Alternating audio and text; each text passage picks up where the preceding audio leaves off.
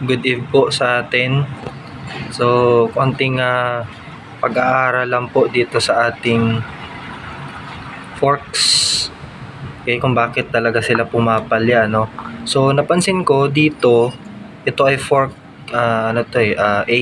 So, yung malaki yung awang kung hindi ako nagkakamali.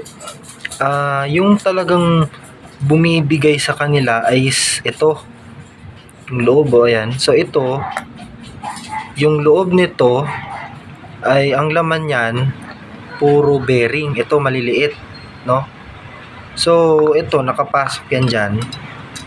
Yan. Tapos dapat ito umiikot. Ito umiikot yan. Tapos kukunin yan. Ayan. Pupunta siya, papasok siya doon, tapos iikot to. Ngayon, kung yung mga bearing dito sa loob, ito yon. Kung ito sa kanila ay siguro kahit isa lang o dalawa ay nadurog o pumalya, so magi-stack up ito, hindi siya uurong ng ganyan.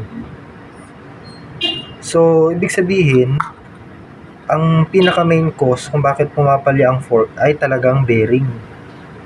Okay, kasi ito halimbawa nito, ito ay B.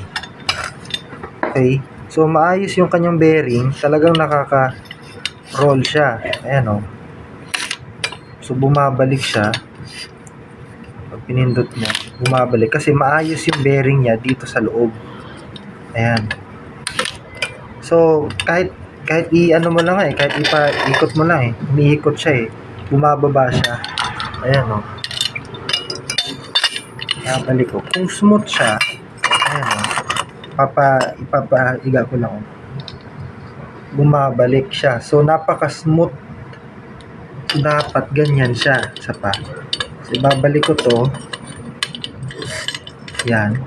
So dapat smooth siya. Talagang gumugulong. Kahit patayuin mo lang. Ayan o, patatayuin ko. Talagang bumababa siya. At umiikot siya. So ganyan pala dapat ang okay na fork. So kapag dito, pag pumapalya to, ayan, so binuksan ko siya. Ayan, bearing talaga. So ito, hindi naman mapapasukan to ng ng dust kasi may boot siya Talagang sealed siya. So mataas ang chance, siguro mataas ang chance na ang talagang nakakasira sa forks, hindi clutch dust, kundi talagang internal, which is bearing. Ito, so pumapalya yan. So kaya siya hindi na siya nakakaurong ng ganun. So yun yung observation ko, kasi biruin mo yan, ilang bearings yan, ilang bulitas yan na naka-organize dito sa loob, kasi pa-spiral yan dapat yun pa-spiral, kasi ayan spiral siya. So dapat spiral yung mga bearings dyan, paikot ba, pag ganyan siya. So imagine mo, kailangan organized yung pagkakaikot ng bearings dyan. Ngayon, pag pumali yung isa or dalawa lang dyan, hindi na mag-function, hindi na magro-roll yung roller. Okay? Kaya tsaka hindi siya napapasukan hindi siya napapasukan ng dust.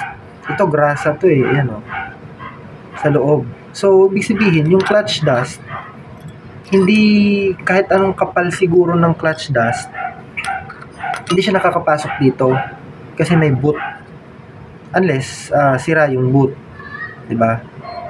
So kaya hindi siya nakakapasok dito. So hindi clutch dust yung nakakasira dito kasi may takip.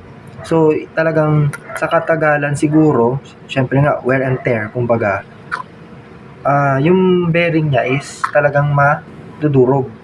Syempre, ikaw ba naman tumatakbo 100,000 kilometers na, kakaganon-ganon niya kada shifting.